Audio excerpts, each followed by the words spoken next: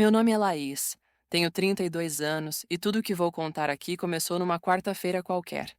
Pelo menos parecia qualquer coisa na minha cabeça. Mas tem dias que mudam tudo. E a gente só percebe quando já é tarde demais para voltar atrás. Fazia frio. Era aquele tipo de frio que não vem do vento, mas da alma. Eu já não sentia meus pés, e não era só porque estavam molhados e rasgados no solado. Era porque fazia tempo que eu não era tratada como alguém. E chega uma hora que o corpo também se acostuma com isso. Eu estava andando havia horas. A mochila pendia num dos ombros quase sem nada dentro, só uns documentos amassados, um batom quebrado e um porta-retrato com uma foto velha minha e da minha mãe. Aquela era a única prova de que um dia eu sorri sem medo. Já fazia semanas que eu dormia nas calçadas do bairro mais rico da cidade, porque, por mais cruel que pareça, as pessoas ricas têm medo de gente como eu, mas às vezes também têm compaixão, ou culpa, e culpa alimenta. Naquela tarde, eu já tinha passado por 7 casas. Uma delas tinha cachorro bravo que quase me fez correr. Na outra, uma senhora me ofereceu um pacote de arroz vencido. Eu agradeci, mas nem tinha panela para cozinhar. Quando toquei a campainha da terceira casa, o portão nem abriu. Eu ouvi uma voz no interfone dizendo: "Vai procurar um abrigo, aqui não é lugar para isso." Eu não chorava mais nessa altura. Só seguia em frente. A quarta casa tinha uma câmera. Uma daquelas que te escaneia de cima a baixo antes de tocar a campainha. Eu encarei o visor por alguns segundos, tentando decidir se valia a pena. Meus pés doíam, meu estômago já nem fazia barulho. Era como se ele tivesse desistido de pedir socorro, mas a vergonha era sempre maior. Ainda era. A quinta casa foi a que mais me doeu. Uma moça de uns 30 anos, bem vestida, cabelo cheiroso, riu quando me viu. "Tá achando que aqui é restaurante?" Ela falou, rindo com desdém. Eu sorri de volta.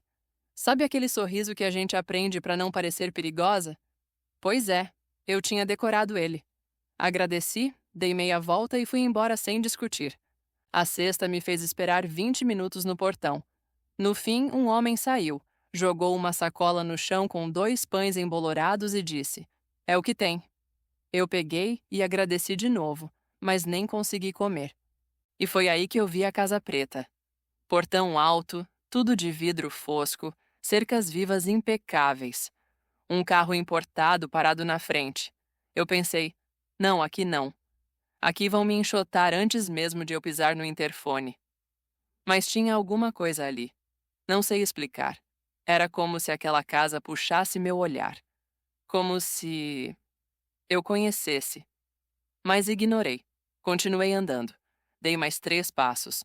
Quase dobrei a esquina. Mas voltei. Meu corpo virou sozinho. E eu toquei a campainha. Demorou uns segundos. O suficiente para eu pensar em sair correndo. Mas o portão fez um clique e se abriu. Ele estava ali, em pé, alto, imponente, com terno social. A barba feita, o cabelo impecável. Parecia saído de uma propaganda de perfume caro. Eu engoli seco. Dei 2 passos para trás. Ele franziu a testa e eu me adiantei, falando rápido. "Moço, desculpa incomodar. Eu não tô pedindo dinheiro, tá? Eu só queria saber se posso limpar alguma coisa aqui. Qualquer coisa mesmo. Em troca de um prato de comida." Ele me olhou. Mas não foi aquele olhar que eu já tinha recebido tantas vezes. Não era de nojo, nem de piedade. Era choque. Como se ele tivesse visto um fantasma. "Qual seu nome?" Ele perguntou baixo. "Laís", respondi sem entender nada. Ele ficou mudo por uns segundos. Depois respirou fundo. "Entra." Meu corpo travou. Entrar? Sozinha? Com um homem? Eu sabia bem o que podia acontecer, mas algo nele me dizia que não era isso. E eu estava tão cansada, tão cansada. Entrei. Sentei no banco do jardim. Ele desapareceu por alguns minutos. Voltou com um prato de arroz, feijão e carne. Tinha cheiro de comida de mãe. Eu comi. Chorei comendo. Ele me observava, mas não dizia nada. Até que do nada, ele sussurrou. Eu conheci uma Laís, mas ela desapareceu. Eu olhei para ele confusa. "Você morava na Vila Clara, não morava?" Meu coração quase saiu pela boca. Como você sabe disso? Ele engoliu em seco. Você dava aula de reforço numa ONG, lá na pracinha. Era você, né? Eu não conseguia responder. Só assenti, com os olhos marejados. Eu era um dos seus alunos. Henrique. Eu comecei a chorar de novo. Henrique, o menino calado que adorava matemática, que ficava depois da aula esperando a mãe, que dizia que ia ficar rico para cuidar da senhora. E ali estava ele, rico, de verdade, cuidando de mim. Ele não falava muito, mas seu olhar dizia tudo. Depois de alguns minutos em silêncio, ele me perguntou onde eu tinha dormido na noite passada. Respondi que era atrás de uma farmácia, onde o toldo me protegia um pouco da chuva. Ele fechou os olhos por alguns segundos, respirou fundo e disse: Isso não vai mais acontecer. Você vai ficar aqui hoje. Eu quis negar, dizer que não podia. Mas a verdade é que meu corpo já tinha aceitado antes da minha cabeça decidir. E pela primeira vez em anos, dormi com coberta, num colchão, com cheiro de lavanda. Mal sabia eu que aquela noite ia virar manchete em tudo quanto é canto no dia seguinte. Na manhã seguinte, fui despertada pelo cheiro mais comum do mundo: café coado na hora. Mas para mim, aquilo era cheiro de milagre. Por um instante, abri os olhos sem saber onde estava. O quarto silencioso, o lençol limpo, a coberta leve. Demorei uns segundos para lembrar que não era mais o chão duro da calçada. Eu tinha dormido numa cama. Aquilo já era grande demais para processar tão cedo. Levantei devagar, sem fazer barulho, como se pudesse ser acordada de um sonho a qualquer momento. Andei pelo quarto observando tudo, sem tocar em nada. Parecia cena de filme. Quase não tive coragem de abrir a porta, mas abri. Henrique já estava na cozinha, dessa vez de camiseta cinza e calça de moletom. Totalmente diferente do homem engravatado da noite anterior. Ele mexia o café com calma, como se aquele fosse só mais um dia normal. Bom dia, ele disse sorrindo. Bom dia, respondi com uma voz que mal reconheci. Dormiu bem? Assenti, envergonhada. A verdade é que dormi como não dormia há anos, mas minha cabeça ainda lutava para entender como eu tinha parado ali. Eu não queria parecer folgada, nem queria abusar da bondade de alguém que já tinha feito muito. Meu medo era que tudo aquilo fosse um favor que, a qualquer momento, ia ser cobrado com juros. Sentei à mesa e ficamos alguns minutos em silêncio. Um silêncio bom até, mas eu sabia que precisava perguntar: Henrique, por que você fez isso? Por que me deixou entrar ontem? Ele não respondeu de imediato. Terminou de servir o café, puxou uma cadeira e só depois respondeu: Porque quando eu olhei para você, eu lembrei de mim. Ou melhor, lembrei do menino que fui, da pessoa que você foi para mim naquela época. Você me ensinou matemática, sim, mas mais do que isso, você acreditou em mim quando ninguém mais acreditava. E isso me mudou. A fala dele me desarmou por dentro. Eu não esperava aquilo. Eu achava que ninguém lembrava de mim. E de repente, ali estava ele, um homem feito, dizendo que eu tinha sido importante. E agora, o que você faz? Perguntei, tentando fugir da emoção. Tenho uma empresa de tecnologia. Comecei pequeno. Depois as coisas foram crescendo, apareceu um investidor, fui para fora do país, voltei e cá estou. Essa casa é grande demais para mim sozinho, para falar a verdade. E você mora aqui há quanto tempo? Quase 3 anos. Assenti. Fiquei olhando em volta. A casa era bonita, mas não era exagerada. Tinha bom gosto. Simples, sofisticada. Ele não era um daqueles milionários que esfrega riqueza na cara dos outros. Isso me dava mais confiança e mais estranhamento. Laís, eu preciso te mostrar uma coisa, ele disse, se levantando. Voltou com uma pasta preta. Dentro, papéis organizados por clipes. Separou um e me entregou um envelope. Aqui tem um contrato. Tá tudo legal. Quero te oferecer um emprego. Não é caridade, é trabalho mesmo. Cuidar da casa, organizar algumas coisas, compras, pequenas tarefas. É o que eu preciso. E você precisa de um recomeço. Abri o envelope com mãos trêmulas. Lieutenant, estava tudo lá. cargo, salário, direitos, até vale transporte, mesmo que eu nem soubesse ainda para onde iria.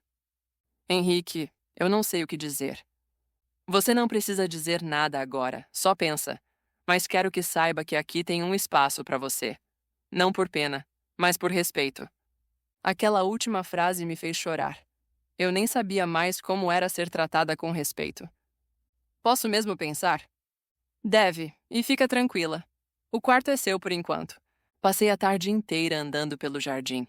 Era como se meu corpo estivesse aqui, mas minha alma ainda estivesse do lado de fora, com medo de entrar de verdade.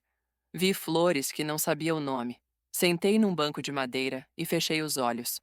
O som do portão elétrico, a brisa entre as folhas. Era paz. Uma paz que me deixava desconfiada, porque a vida me ensinou que depois da calmaria vem o golpe. Mas naquele dia não veio. No final da tarde, voltei para dentro. Henrique estava numa ligação. Algo sobre acionistas, relatórios, não entendi muito. Mas ele desligou assim que me viu. Pensou? Pensei.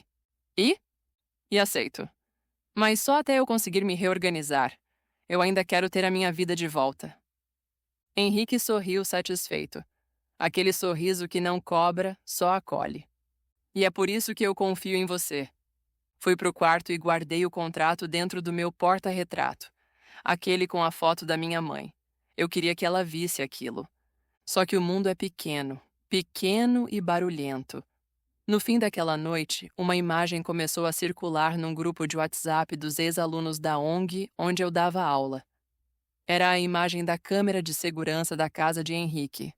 Eu aparecia nela, entrando com a mochila no ombro. Um dos ex-alunos reconheceu meu rosto e começou a se espalhar.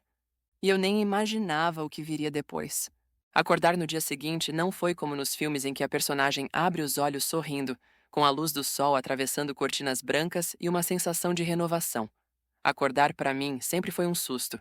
Mesmo numa cama macia, num quarto limpo, num silêncio que não lembrava em nada o barulho do mundo que eu conhecia, minha mente ainda me acordava em alerta. E agora, com as mensagens que eu tinha recebido na noite anterior, o alerta virou sirene. Meu celular, que Henrique tinha colocado para carregar sem que eu pedisse, começou a vibrar. Eu tinha várias mensagens, números desconhecidos, emojis debochados, prints da câmera de segurança mostrando minha imagem entrando na casa dele. A legenda de uma delas dizia: "Olha só quem deu o golpe da boa samaritana. Entrou com mochila, vai sair com escritura." Senti meu estômago embrulhar. Fiquei olhando para a tela por longos minutos com as mãos tremendo. Respirei fundo. Não queria fazer alarde. Não queria que Henrique visse o quanto aquilo estava me destruindo. Mas eu também não sabia esconder. Ele percebeu. "Laís, que cara é essa?" Não respondi. Só entreguei o celular. Ele pegou, analisou e por um segundo pareceu travar. Depois colocou o aparelho na bancada da cozinha, calmamente, e falou: "Isso aqui não te define. Essas pessoas não sabem nada. E essa casa é minha. Quem entra nela é minha escolha. E você está aqui porque eu escolhi confiar em você." "Mas por que tão rápido? Por que você confia tanto?" Perguntei, tentando entender. "Porque eu já fui traído por quem me devia amor e ajudado por quem não me devia nada. E isso muda a gente." Senti o peso da frase. Me calou por dentro. Eu não quero que as pessoas pensem que eu tô me aproveitando. As pessoas pensam o que quiserem. Você só precisa saber o que é verdade. E a verdade é que você tá aqui, dormiu nessa cama, comeu esse pão, porque alguém que te conheceu quando não era ninguém decidiu retribuir. Só isso. Henrique era prático, mas eu não. Eu era uma montanha-russa emocional. E naquela manhã, eu era um trem descarrilado. E se você se arrepender? Então eu lido com isso. Mas até agora você só me mostrou lealdade e vergonha. E essas duas coisas, juntas, me fazem querer te proteger ainda mais. Ele saiu da cozinha e voltou minutos depois com um envelope na mão. "Isso aqui é uma cópia do contrato que assinamos. Eu fiz mais uma via. Acrescentei um item. Coloquei um prazo de 90 dias. É o tempo que você tem para ficar aqui sem pressão. Se quiser ir embora antes, pode. Se quiser renovar depois, a gente conversa. Mas agora você tem segurança e liberdade." Peguei o envelope. Estava tudo ali, formal, assinado. Meu nome impresso no topo. E uma sensação estranha me atravessou. Eu existia. De novo. Legalmente. Formalmente. com identidade. Naquela tarde, recebi uma ligação de número privado. Não atendi. Veio uma mensagem de voz. Dona Laís, aqui é o Dr. Rubens. Sou advogado do seu pai. Sei que é estranho, mas ele deixou um documento importante conosco. Precisamos conversar. É urgente. Soltei o celular como se tivesse queimado minha mão. Henrique entrou na sala, viu minha reação e não precisou perguntar. Só pegou o celular do chão, ouviu o áudio e ficou em silêncio por alguns instantes. Você quer ir? Eu nem sei se é verdade. Meu pai, ele sumiu quando eu tinha 14 anos. Eu nem sei se ele tá vivo. Esse advogado parece legítimo, posso verificar. Se for seguro, eu vou com você. No dia seguinte, entramos no carro de Henrique. Ele dirigia com calma, mas eu via que estava atento. A cada farol, olhava os retrovisores. Chegamos num prédio comercial discreto, com fachada de vidro espelhado. Subimos ao 5º andar. Dr. Rubens era um homem grisalho, de fala mansa e olhar direto. Assim que entrei, ele se levantou e me cumprimentou com firmeza. Dona Laís, é uma honra finalmente conhecê-la. O senhor conhecia meu pai? Por muitos anos. Ele me contratou há quase 2 décadas, antes de desaparecer. Deixou alguns documentos sob minha custódia com instruções específicas. Uma delas era entregar pessoalmente a minha filha caso ela reaparecesse em condições seguras. Reaparecesse? Ele achava que você corria perigo. Não disse de quem, mas disse que precisava sumir para garantir sua segurança. Henrique apertou a mandíbula. Eu senti o chão balançar. Dr. Rubens abriu uma gaveta, tirou uma caixa de madeira escura, trancada com uma pequena combinação de 3 números. Digitou, clicou, abriu. Dentro havia um envelope amarelecido e um pendrive. Esse envelope contém um testamento, e esse pendrive, um vídeo gravado por seu pai, explicando algumas coisas. E o que tem nesse testamento? A senhora é a única beneficiária. Ele deixou tudo no seu nome, mas tem uma condição. Qual? Dr. Rubens me olhou com firmeza. Que você leia a carta primeiro, e só depois decida se quer abrir o processo de herança. Henrique se aproximou, tocou minha mão discretamente como se dissesse, tô aqui. Peguei o envelope. Minhas mãos tremiam. Me senti com 14 anos de novo, abandonada. Mas agora algo estava voltando, algo que eu não sabia se queria de volta. A carta começava com uma frase. Se você está lendo isso, é porque sobreviveu. E isso já me faz acreditar que tudo valeu a pena. Eu fiquei ali, sentada na poltrona do escritório do doutor. Rubens com a carta nas mãos. Minhas mãos tremiam. Não por medo. Era mais do que isso. Era um sentimento misturado de raiva, saudade, alívio e um buraco no peito que eu nem sabia mais que existia. Henrique me observava em silêncio. Ele sabia que aquela carta podia mudar tudo. Era a última peça do quebra-cabeça que eu fingi por anos não querer montar, mas agora ela estava ali. Respirei fundo, abri o envelope e vi a letra do meu pai. A mesma letra dos bilhetes amassados colados na geladeira da nossa casa antiga. Era dele, sem dúvida. Laís, se você está lendo isso, é porque sobreviveu. Isso já me dá forças para continuar escrevendo. Eu errei, muito, e não vou tentar justificar, mas preciso que você saiba. Tudo o que fiz foi tentando te proteger. Ameaçaram sua vida. Sua mãe nunca soube da gravidade. Eu me envolvi com gente que não perdoa erros. Quando tentei sair, era tarde. Vi você crescer de longe. Te vi sorrir, trabalhar, cair, levantar. Te vi dormir no banco de uma praça.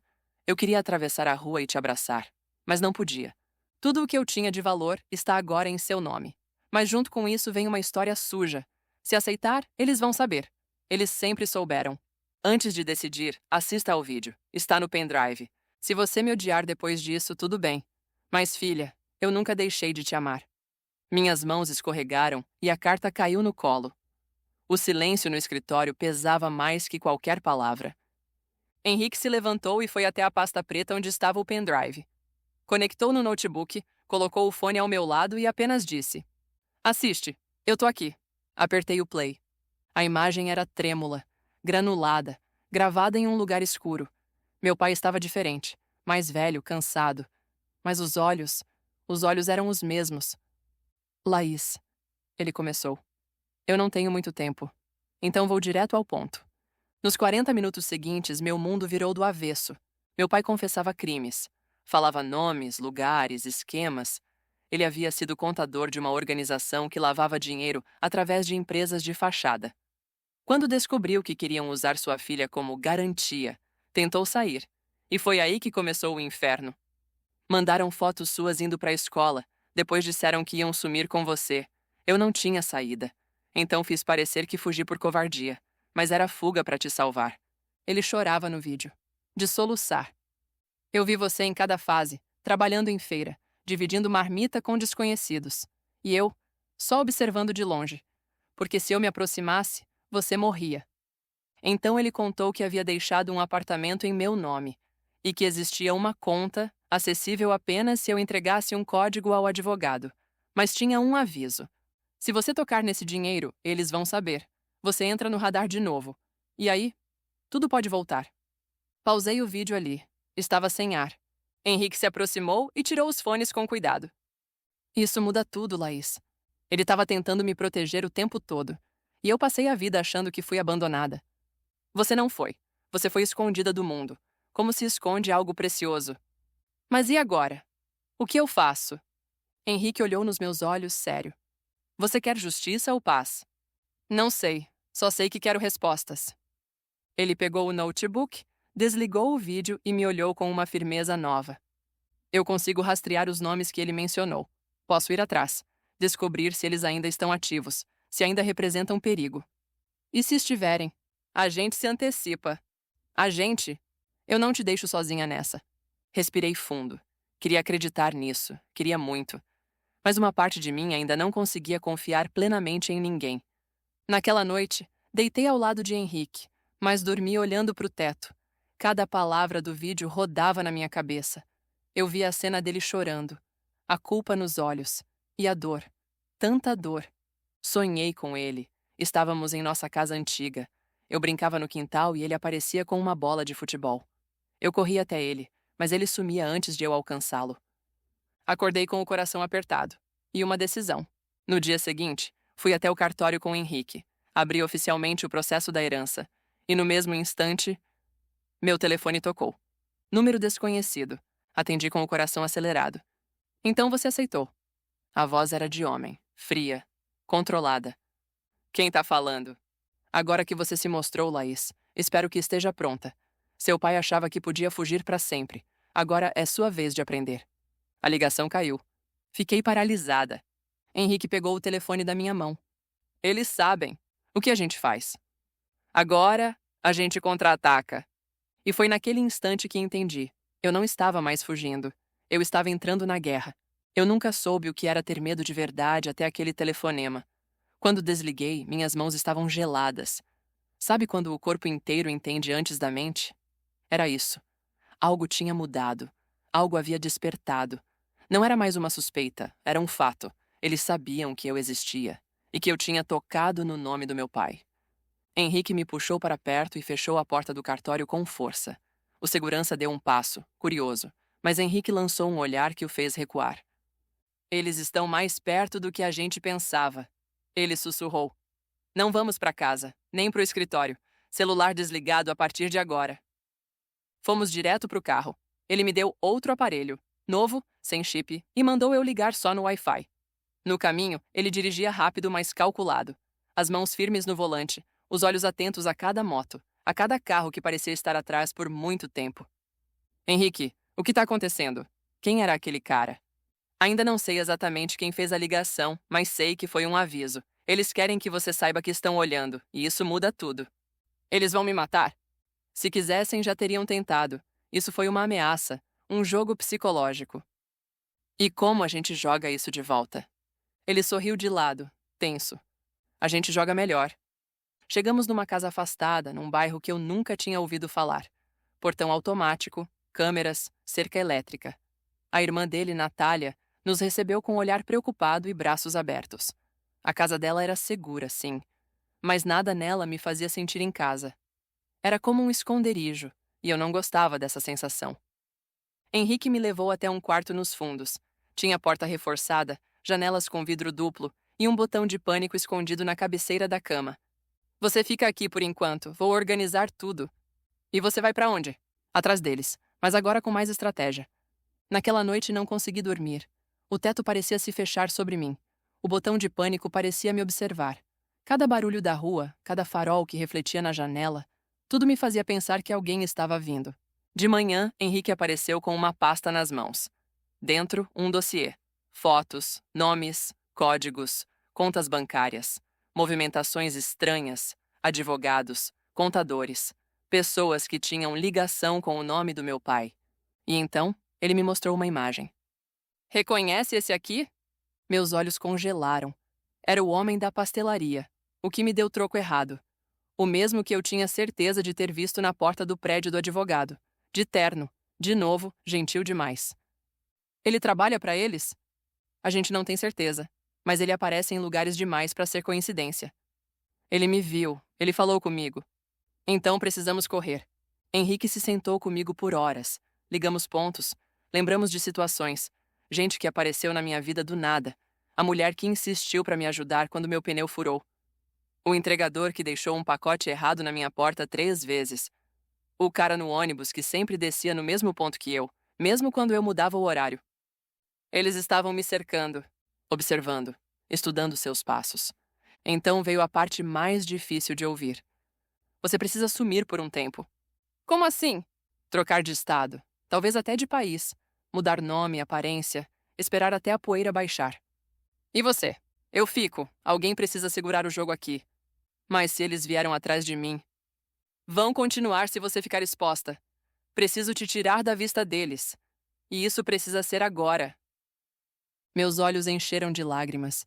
Pela primeira vez, desde a carta, desde o vídeo, eu desabei.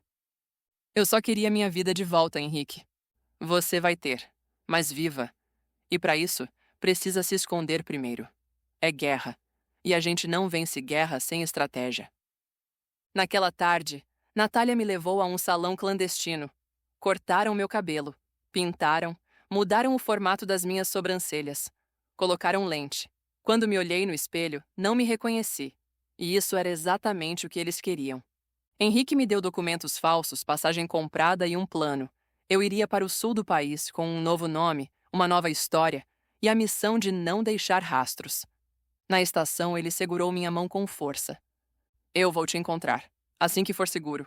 Você acredita em mim? Eu quero acreditar. Você precisa. Abracei ele como quem abraça uma âncora. E então subi no ônibus. Quando me sentei, deixei as lágrimas caírem. Pela primeira vez em anos, eu não tinha casa. Não tinha nome. Não tinha nada. Mas tinha um alvo. Eles acharam que tinham vencido. Mas esqueceram de uma coisa. Eu sou filha de um homem que fingiu estar morto por amor. E o que é forjado no fogo não queima fácil. Descer naquela rodoviária foi como atravessar um espelho. Eu era a mesma por dentro, mas tudo em mim agora precisava mentir para sobreviver. Meu nome já não era mais meu. Meus documentos não diziam a verdade. Minha identidade, minha história, meu passado, tudo estava trancado dentro de mim. E ninguém podia saber. Assinei um contrato de aluguel com o nome falso. Clara Moura, 28 anos, solteira, vinda do interior para tentar a vida no litoral. A casa era pequena, simples, mas segura. Henrique tinha cuidado de tudo. Fogão, cama, travesseiro novo. Até um ventilador de teto que fazia um barulho irritante, mas dava sensação de normalidade. Comecei a trabalhar na loja de embalagens da Dona Hilda. Ela era uma senhora pragmática, dessas que não perguntam, só mandam. Cheguei numa segunda-feira e ela me deu o uniforme e uma lista de tarefas como se já nos conhecêssemos. Eu agradeci. O anonimato dela era uma bênção. Na loja, meus dias se tornaram rotina. Abrir às 8 horas, organizar estoque, atender clientes. Eu fingia ser alguém que estava apenas tentando pagar as contas. Mas por dentro, minha mente operava como se estivesse num jogo de xadrez constante. Calculando passos, analisando rostos, avaliando rotas de fuga. Na primeira semana, um cliente me fez congelar. Ele olhou nos meus olhos por mais de 3 segundos, tempo suficiente para me fazer suar frio. Sorriu e perguntou: Você é nova por aqui? Sou sim, vim de longe. Sozinha? Uhum. Sorri de volta, mas meu coração estava batendo tão alto que achei que ele fosse ouvir. Assim que ele saiu, fui até os fundos e escrevi a placa do carro dele num papel escondido. Henrique me ensinou isso. Confie na sua desconfiança, ele dizia. As noites eram o pior momento. A solidão era tão alta quanto o silêncio. Eu deixava a TV ligada só para ouvir vozes. Dormia com a mochila pronta ao lado da cama. Tinha um spray de pimenta debaixo do travesseiro. E a cada som estranho lá fora, eu pulava da cama como se alguém tivesse aberto a porta. Henrique me mandava mensagens codificadas. Usávamos números que correspondiam a frases. 3-5-1 significava estou bem. 412 era mantenha a rotina normal. Quando ele mandou 729, eu soube. Ele descobriu alguma coisa grande. Nosso contato se limitava a isso. Nenhum telefonema, nada de vídeos. Ele sempre dizia: quanto menos ruído, mais clareza. Certo domingo, decidi ir a uma igreja. Era pequena, com bancos de madeira gastos e cheiro de café no fundo. Eu me sentei na última fileira, só para me sentir parte de algo. Uma senhora se aproximou, me olhou nos olhos e disse, sem saber meu nome: Deus manda te dizer que não esqueceram quem você é, e o que está escondido vai ser revelado com glória. Aquilo me desmontou. Fiquei ali, chorando sem som, como quem tenta engolir a própria alma. Era exatamente o que eu precisava ouvir. Não apenas que Deus me via, mas que Ele ainda me chamava pelo nome que o mundo tentou apagar. Mas a paz durou pouco. Na terceira semana, um homem começou a frequentar a loja, sempre comprando coisas inúteis. Fita adesiva, sacolas plásticas, envelopes. No terceiro dia seguido, ele tentou puxar assunto. Você tem uma voz conhecida. Já ouvi isso antes, respondi seca. É que parece mesmo. Você é de onde? Do interior. Interior é vago, né? Pois é. Fiz de tudo para encerrar a conversa. No fim do expediente, esperei ele sair. Fiquei no estoque mais 15 minutos. Quando finalmente fui embora, decidi mudar o caminho de casa. No segundo dia, lá estava ele. Agora com um cachorro, fingindo falar ao celular. No terceiro dia, ele atravessou a rua quando me viu. Não olhou para mim. Mas era ele.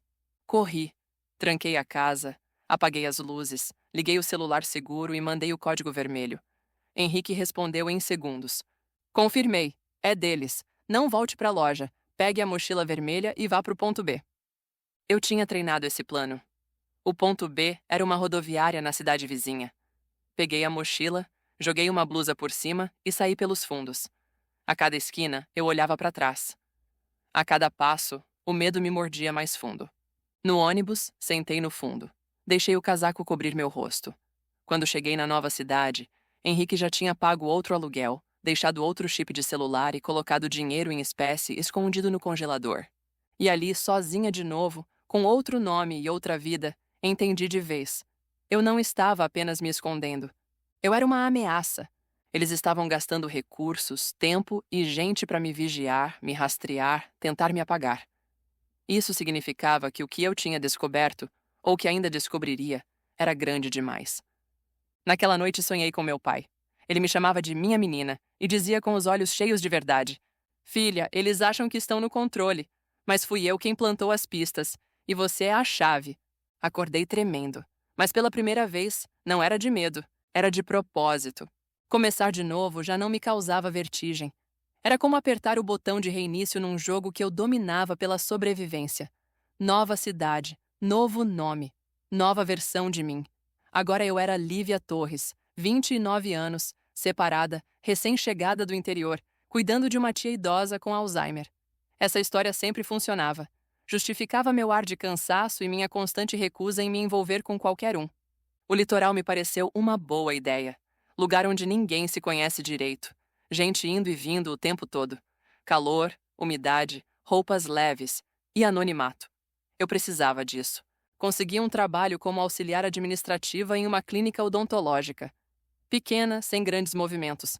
Perfeita. A dona, doutora, Renata, era prática. Bastou uma entrevista, uma carteira assinada e pronto. Eu estava de volta ao jogo, invisível por fora, alerta por dentro.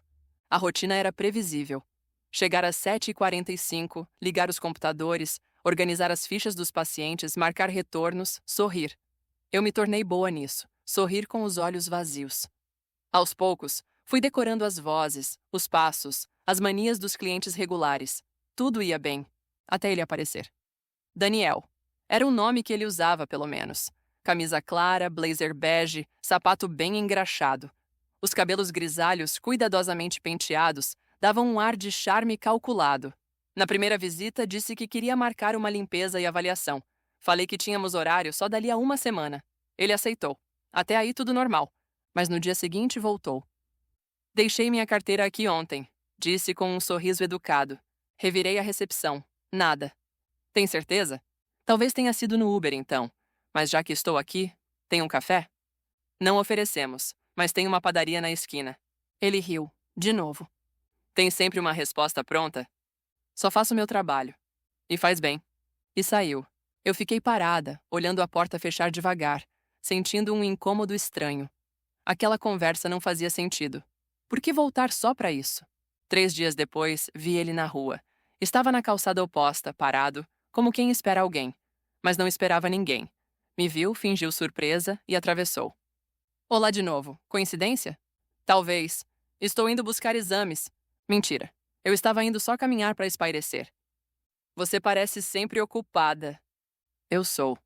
Gosto de mulheres focadas. Fingi uma ligação e atravessei a rua sem dar tchau. Assim que dobrei a esquina, mandei uma mensagem no celular seguro. Possível contato. Nome: Daniel. Terno bege. Aproximação insistente. Coincidências forçadas. Investigar. Henrique respondeu, aguardando mais sinais. Não haja diferente. Voltei à rotina. Mas agora meus olhos estavam dobrando a vigilância. Comecei a reparar nos padrões. Daniel aparecia nos mesmos horários. Às vezes nem entrava. Só passava na calçada, fingindo olhar vitrine. E nunca olhava para a clínica. Olhava para mim. Na semana seguinte, ele chegou para o suposto procedimento odontológico. Pediu para sentar e esperou. Durante a espera, tentou puxar assunto. Sabe, você me lembra alguém? Fingi não ouvir. Chamaram meu nome ao fundo e me retirei. Na hora do almoço, fui a uma cafeteria pequena na rua de trás. E lá estava ele, com outro homem. Um rosto que me paralisou. Era um dos investigados do dossiê que me obrigou a fugir. Disfarcei, entrei em um brechó ao lado, peguei uma peça qualquer e me escondi entre os cabides. Liguei o celular reserva. Henrique atendeu com voz tensa. Eu vi. Ele está com Vitor Bastos. O nome que você me deu? Sim, está na lista dos grandes. Isso muda tudo. O que eu faço? Espera meu sinal. Mas se ele se aproximar de novo, manda o código 991. Naquela noite, não consegui dormir. Revirei todas as anotações, reconferi os pontos de fuga, testei os chips, preparei a mochila. Eu sabia que aquela cidade também estava comprometida. 2 dias depois, o inevitável aconteceu. Eu saía da clínica quando um carro estacionou devagar ao meu lado. Era Daniel. Ele baixou o vidro. Te levo até em casa? Não. Sabe, eu poderia te ajudar. Eu sei quem você é. A frase foi dita com um meio sorriso, como se fosse uma piada. Mas meu coração afundou. Voltei 2 passos. Não sei do que está falando. Claro que sabe. Ele subiu o vidro. O carro arrancou. Minutos depois eu digitei 991 e saí correndo, deixando tudo. Henrique respondeu.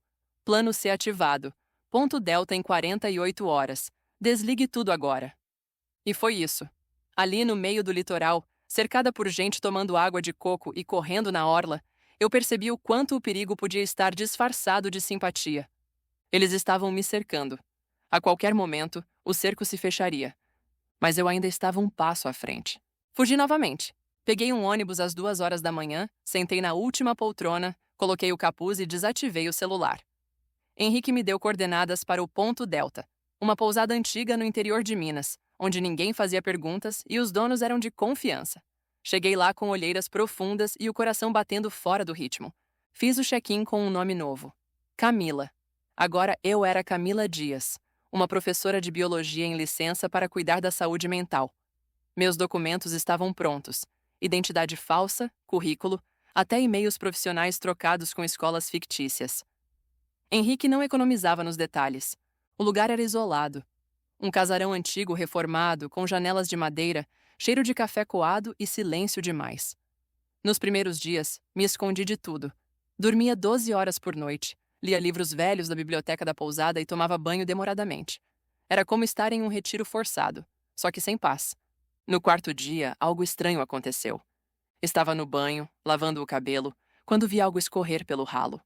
Um fio de cabelo. Loiro, longo, liso. O problema? Meu cabelo é castanho escuro. E naquele quarto, Só eu havia me hospedado.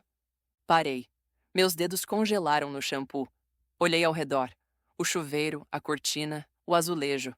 Não havia nenhum sinal de que outra mulher havia estado ali.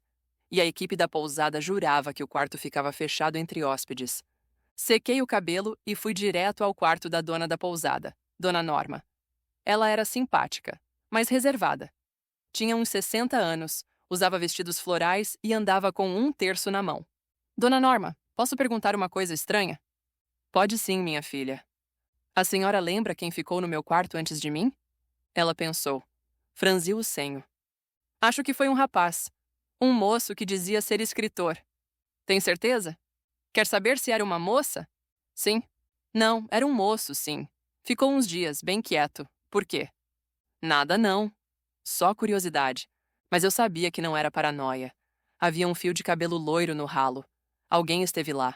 À noite mandei uma mensagem para Henrique usando o canal alternativo de emergência. Demorou, mas ele respondeu. Câmeras de segurança da cidade foram violadas no dia anterior à sua chegada. Pode ter sido rastreada. Fiquei sem ar. Na manhã seguinte, encontrei a porta do meu quarto encostada. Eu tinha certeza de que havia trancado. Verifiquei minha mochila. Nada parecia mexido. Mas também, alguém treinado não deixaria rastros. Decidi que não podia mais ficar esperando. Fui até a rodoviária da cidade com a desculpa de buscar um pacote. Na verdade, comprei uma passagem qualquer, só para ver se alguém me seguia. Sentei no banco e fiquei observando. Foi aí que vi. Um homem, de boné preto, óculos escuros, olhando o celular sem parar. Não parecia local. Fingia estar distraído demais. Mas cada movimento meu, ele observava pelo reflexo da janela. Fingi uma ligação. Levantei devagar, caminhei em direção ao banheiro. Saí pela lateral da rodoviária. Rodei o quarteirão, entrei num café e esperei. 15 minutos depois, ele passou na calçada, olhando em volta. Era oficial. Me acharam. Voltei correndo para a pousada. Henrique me ligou do número seguro. Precisamos acionar o protocolo final. Tem certeza? Eles estão no encalço. Não é mais seguro aí. E para onde agora? Você vai descobrir no envelope que está debaixo do colchão. Corri para o quarto. Levantei o colchão. Um envelope pardo com uma passagem de ônibus, um novo RG e o bilhete. Você tem 36 horas para desaparecer de novo. Não olhe para trás. E foi assim que, mesmo depois de tudo, um fio de cabelo loiro virou meu alerta de que o jogo ainda estava longe de terminar e que a caça ainda não tinha acabado. Era como se todos os sons do mundo tivessem sido absorvidos por aquela caixa de metal. Henrique a chamava de o sussurro final, mas eu não tinha ideia do que aquilo significava. Até agora. Quando abri o envelope deixado na minha mochila com a coordenada para Uberaba, não pensei duas vezes. Já estava completamente fora do radar, havia semanas. Mas, pela primeira vez, senti que não era mais apenas um jogo de esconde-esconde. Aquilo agora era pessoal. Cheguei no lugar indicado, um antigo cartório desativado. A fachada ainda exibia letreiros com brasões da República, mas tudo por dentro estava coberto de poeira, papéis rasgados e mofo. Na sala principal, uma estante caída escondia uma escada que levava ao subsolo. Desci com o coração na boca. O porão era frio, úmido e parecia o cenário de um filme de interrogatório soviético. E no centro, sobre uma mesa de aço enferrujado, estava ele, o cofre. Mas esse era diferente. Pequeno, quadrado, com superfície de chumbo e uma fechadura digital cercada por riscos feitos à mão. Pareciam inscrições. Em um dos cantos, havia um símbolo familiar. A mesma marca que vi nos documentos do Henrique anos atrás. Antes que eu pudesse me aproximar, as luzes se acenderam sozinhas. Não havia eletricidade no prédio. Isso era impossível. E então ouvi. Não foi um som alto, nem agressivo. Foi um sussurro, dentro da minha cabeça. Como se alguém estivesse murmurando diretamente na minha mente. Você não devia ter vindo sozinha. Virei de imediato, apontando o canivete. Mas não havia ninguém. Absolutamente nada. Voltei os olhos para o cofre. Ele estava aberto. Lá dentro, uma única fita cassete. E um gravador. Como nos anos 90. Tremendo, apertei play. Se você está ouvindo isso, é porque eles permitiram, ou porque você foi mais rápida que eles. De qualquer forma, o tempo está contra você. Eles já sabem. Era a voz de Henrique. Há um segundo cofre, mais antigo, mais perigoso. Está enterrado no arquivo morto do Ministério da Fazenda, no centro do Rio de Janeiro. Use o nome de guerra. Constância. Se pedirem documentos, diga que está com o protocolo Brasília 17. O áudio ficou mudo por 7 segundos. E então voltou. Ah, e sobre o que você viu em Campinas? Era real. Não apaguei a gravação. Eles sabem que você sabe. Agora não se trata mais de você. Trata-se da rede inteira. Se cair, todos caem. Fim da fita. Não tive tempo nem de respirar. Acima de mim ouvi o som de passos. Múltiplos. Rápidos. Uma porta sendo arrombada. Corri escada acima sem olhar para trás. Saltei uma janela lateral, rolei sobre o capô de um carro abandonado e me infiltrei num beco. Um carro preto parou na esquina, mas eu já havia me embrenhado nas construções da cidade antiga. Passei a noite escondida sob uma lona entre entulhos, ouvindo rádios de policiais trocando códigos. E quando a cidade amanheceu, eu já estava a caminho do rio. Sabia que, dessa vez, não haveria segunda chance. A viagem até o Rio foi feita em silêncio. O ônibus balançava nas curvas da estrada como se quisesse me expulsar dali, me devolver para trás, para o que eu já deveria ter deixado. Usei o nome Constância Duarte na rodoviária, como Henrique havia orientado. Tudo estava programado. Passagem reservada, identidade forjada, até o banco onde eu deveria sentar. 22A, janela, perto da saída de emergência. Não consegui pregar o olho. Cada parada era uma ameaça. Cada passageiro que descia e subia poderia ser um deles. Quando o dia clareou e vi o contorno dos prédios do centro do Rio, meu estômago se revirou. Aquilo não era só mais uma missão. Era a última fase. O que eu encontraria naquele prédio poderia mudar tudo, ou me enterrar de vez. O Ministério da Fazenda era exatamente como eu me lembrava: cinza, imponente e cego. Pessoas entravam e saíam com crachás pendurados no pescoço, pastas nas mãos e olhos baixos. Ninguém vê nada, ninguém escuta nada. Meu disfarce: calça preta, camisa bege, cabelo preso com uma presilha discreta, crachá com chip de acesso. Henrique havia conseguido por meio de um dos antigos infiltrados. Cargo: técnica de digitalização, temporária. Se alguém perguntasse, eu estava ali para revisar arquivos físicos antes da desativação do acervo. Entrei pela lateral como nos velhos tempos. Passando pelo scanner, respirei fundo. Tudo certo. Ninguém suspeitou. Peguei o elevador até o subsolo 3. As portas se abriram devagar, revelando um corredor longo e abafado. Luzes de neon piscando, goteiras ecoando em algum ponto. Aquilo era um túmulo de documentos. E era ali que morava a verdade. Corredor G. Estante 17. Caixa preta, sem etiqueta. Exatamente como a fita dizia. Mas não estava só. 2 homens estavam parados na extremidade do corredor. Ternos cinza, gravatas discretas. Um deles falava no rádio. O outro segurava algo. Uma prancheta, talvez. Recuei. Entrei entre as estantes da seção F, fingindo procurar algo. Esperei. Quando os dois saíram, corri até a estante 17 e puxei a caixa. Ela estava mais pesada do que eu esperava. Dentro, um HD externo e 3 envelopes lacrados com cera. Sem nomes, sem títulos. Só números. 1.79, 0.24, 5.3.8. Eu já tinha ouvido esses números. Henrique os repetia em voz baixa às vezes, como se fossem um mantra. Eram senhas, códigos de cofre, datas. Não podia perder tempo. Guardei tudo na bolsa e voltei para o elevador. Ao sair, vi um grupo de funcionários em pânico no hall de entrada. Uma mulher gritava: "Tem um setor todo alagado, vazamento nos arquivos, vai perder tudo." Usei a distração e saí pela porta dos fundos. Na rua, o sol queimava o asfalto. Peguei um táxi, troquei de roupa no banco de trás e desci perto da estação do metrô. Henrique me encontraria num ponto específico da Praia do Flamengo, perto do trailer do Zezão do Coco. Cheguei antes dele. Esperei sentada na mureta. Passaram-se 20 minutos, depois 30, até que vi um homem alto de chapéu panamá e camisa florida. Era ele, mas vinha diferente. Algo estava errado. "Pegou?" Ele perguntou sem me olhar. Peguei, mas eles estavam lá. Eles quem? Os mesmos da rodoviária de Campinas. Eu os reconheceria em qualquer lugar. Henrique respirou fundo. Tirou um celular do bolso, quebrou ao meio e jogou no lixo. Então chegou a hora. Hora de quê? Ele me olhou, pela primeira vez, direto nos olhos. Hora de ativar o que estava adormecido. O protocolo Brasília 17 não era só um plano de segurança. Era uma sentença. A partir de agora, todos os que têm parte nisso serão expostos. E você precisa sumir. Sumir? Por 3 dias. Vá para o interior. Use o nome Aline. Leve só o HD. Esqueça os envelopes por enquanto. Quando for seguro, eu te encontro. E se não for seguro? Henrique colocou uma mão no meu ombro. Então você solta tudo. Pra imprensa, pra internet, pro mundo. Deixa as cartas caírem onde tiverem que cair. Assenti. Entrei no metrô com uma mochila nas costas e um código de ativação na alma. A partir daquele dia, minha vida nunca mais poderia ser normal. Mas no fundo, eu já sabia. Nunca foi. O trem balançava como se quisesse me embalar, mas não havia paz suficiente para o sono. Meus olhos fixavam a janela suja do vagão, mas tudo que eu via era o reflexo da mulher em que me tornei. O barulho metálico sobre os trilhos era o único som além do zunido dos meus próprios pensamentos. Eu não sabia exatamente onde desceria. Tinha escolhido uma direção, não um destino.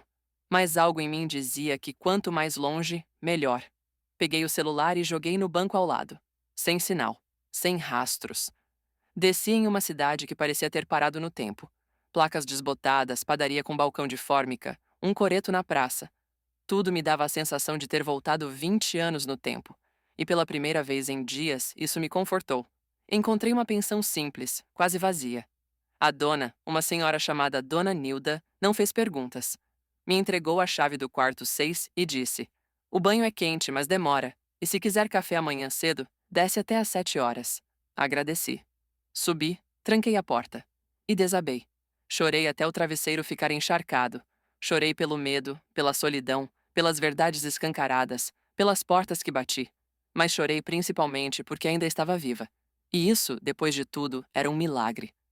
No dia seguinte fui andar. Caminhar sem rumo era meu novo hábito. Foi assim que conheci o centro comunitário da cidade. Um casarão amarelo, com portas abertas e cheiro de comida. Ouvi vozes, risadas, sons de panela. "Moça, quer entrar?" Uma voz feminina me chamou da porta. Assenti, sem pensar muito. Lá dentro, uma senhora chamada Marluce me entregou um avental. "Aqui todo mundo ajuda, mas ninguém pergunta nada. Quer cortar batata?" E assim comecei, cortando batata, lavando louça, limpando o chão, ganhando almoço e, aos poucos, reaprendendo a desistir. Passei 3 semanas ali, sem sobrenome, sem passado, sem explicações. Apenas Laís, a moça que chegou num trem e ficou. Mas a verdade não dorme para sempre. Numa tarde de terça, vi Henrique parado no portão do centro comunitário. Alto, cansado, mas com o mesmo olhar firme. "Achei que você precisava de tempo", ele disse. Precisei. E agora? Olhei em volta. As crianças brincando no pátio, o cheiro de pão assando, meu crachá de voluntária pendurado no pescoço. Agora eu preciso saber se o que deixei para trás ainda me pertence. Henrique assentiu. Me entregou um envelope pardo. Dentro havia cópias de documentos, uma escritura, um testamento, fotos, provas e um bilhete. "Você não precisa voltar para ser quem era, mas precisa voltar para terminar o que começou." Naquela noite, arrumei minha mochila, abracei Marluce como se fosse minha mãe e fui embora sem prometer nada, porque prometer é para quem tem controle, e eu estava aprendendo a confiar no próximo passo, não no final da estrada. Voltei para a capital 2 dias depois. A porta do apartamento de Henrique estava aberta quando cheguei, e sobre a mesa havia uma pasta, a mesma pasta de couro marrom que eu vira meses antes, mas agora aberta. E o que tinha dentro? Bom, isso era mais do que prova. Era o fim de um silêncio de décadas. E talvez, finalmente, o começo da minha história com nome, rosto e herança de verdade. A pasta estava sobre a mesa, aberta. E dentro dela havia mais do que eu imaginava. Mais do que eu sonhava descobrir.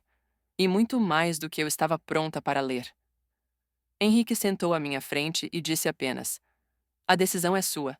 Dentro da pasta havia documentos de transferências, e-mails impressos, cópias de conversas, contratos adulterados e até uma gravação transcrita. Tudo indicava o envolvimento direto de um nome poderoso: Gustavo M. Rocha.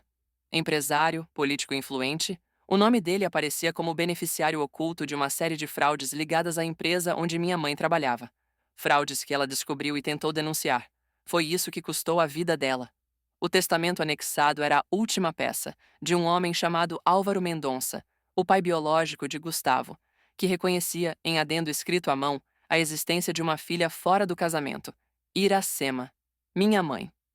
O testamento deixava uma propriedade rural, parte de uma fundação e uma porcentagem de ações de uma das empresas do Grupo Rocha para Iracema, ou seus descendentes.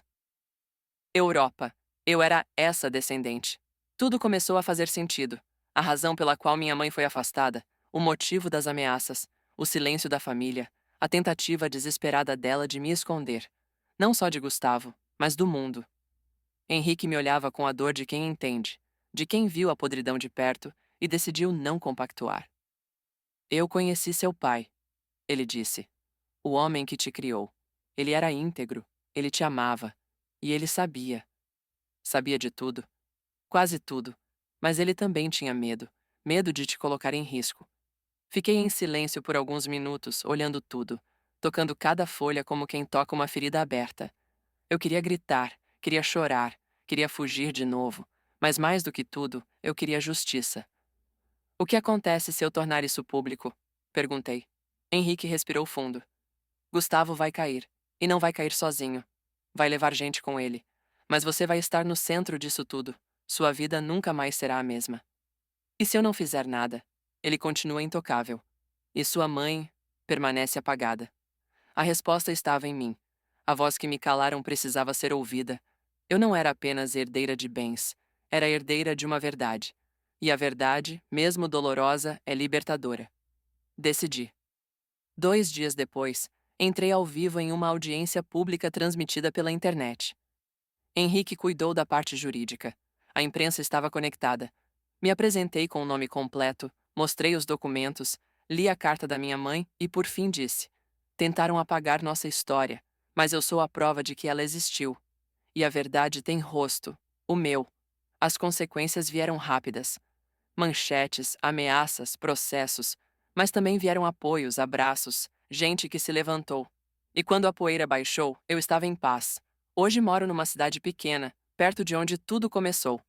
Cuido de uma casa simples, administro o que me foi deixado e dirijo o centro comunitário que agora leva o nome da minha mãe, Casa Iracema. De vez em quando alguém bate à minha porta, às vezes pedindo ajuda, às vezes só querendo ser ouvido. E toda vez que abro, lembro do dia em que eu mesma bati, faminta, ferida, cansada. E foi ali que minha história começou a ser reescrita. Henrique ficou na cidade por um tempo. Ajudou em tudo. Na papelada, nas audiências, nas entrevistas. Mas ele nunca quis o centro do palco. Nunca quis holofote. Um dia me deixou um envelope com uma frase escrita à mão. Agora você tem voz. Use-a. E quando não souber o que dizer, lembre-se. A verdade, mesmo quando sussurra, ainda é mais poderosa do que qualquer grito. Ele foi embora sem alarde, como quem sabe que cumpriu sua parte na história. Nunca mais nos falamos. Mas às vezes, quando vejo alguém chegar à porta com aquele mesmo olhar perdido que um dia eu carreguei, penso nele. E agradeço em silêncio.